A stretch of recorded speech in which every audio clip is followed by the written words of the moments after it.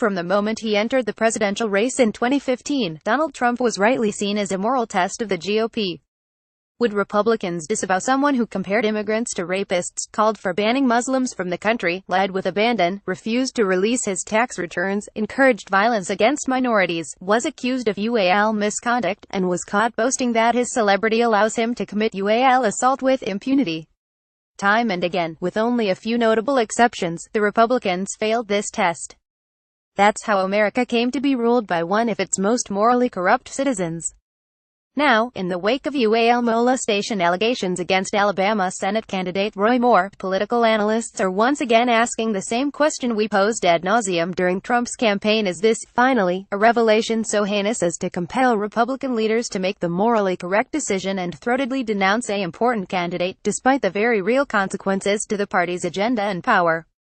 The Republican Party, The Atlantic's David O. Graham wrote last week, faces a moral and political test. How will it respond to the accusations against Moore? It's a decision in which the Trump experience will weigh heavily. The moral test is thus, Graham wrote, if the party's members can't bring themselves to set aside narrow partisan interest and condemn a man whom they despise, with a track record of bigotry, and with multiple on-the-record accusations of improper UAL misconduct with underage women, what behavior and which candidate can they possibly rule out in the future? At The New Yorker last week, in a piece titled, Will the Republican Party Fail Another Roy Moore Test?, Amy Davidson Sorkin asked, what litmus tests does the Republican Party have these days? Islamophobia evidently wasn't enough to end its support of Moore, but neither, apparently, were his imprecations that homoequality should be criminally punished and that the Supreme Court's marriage equality ruling was worse than the Dred Scott decision. Later, she wrote, a better question is how the GOP can prove that it is not the party of Roy Moore, not when it comes to exploiting the young or denying members of the LGBTQ community or people of minority religions their citizenship. The question of whether the Republican Party would renounce Moore has been answered this week. GOP leaders on Capitol Hill, including Senate Majority Leader Mitch McConnell and House Speaker Paul Ryan, have called for him to leave the race just weeks before the election. Trump has remained silent on the matter. But as to what behavior and which candidate can they possibly rule out in the future, and how the GOP can prove that it is not the party of Roy Moore, the only proper response is to repeat this fact: the Republican Party is the party of Donald Trump. Roy Moore, taking a page from Trump's playbook, remains defiant despite the damning evidence against him. At a press conference on Wednesday afternoon, Moore's attorney disputed the authenticity of Moore's alleged signature in the high school yearbook of one accuser. The strategy here is clear: to muddy the waters as much as possible, sowing doubts about the allegations in the hopes that enough voters will disbelieve them. Meanwhile, on Wednesday evening, 4 more women accused Moore of UAL misconduct, bringing the total number of alleged victims to 9. This could still end in a number of ways. Moore could leave the race after all. He could lose to the Democratic nominee, Doug Jones, or, less likely, to a Republican write-in campaign. If Moore wins, the Alabama Republican Party could disqualify him, or the U.S. Senate could expel him. In other words, McConnell and Ryan have only made the first of multiple moral tests they will likely face, and the history suggests that, faced with the prospect of having one less vital vote for their tax bill, Republicans will eventually fail the test. But more important, the question itself is badly framed, as it implies there's a fixed moral line that the Republican Party will not cross. It might not be grabbing women by the genitalia.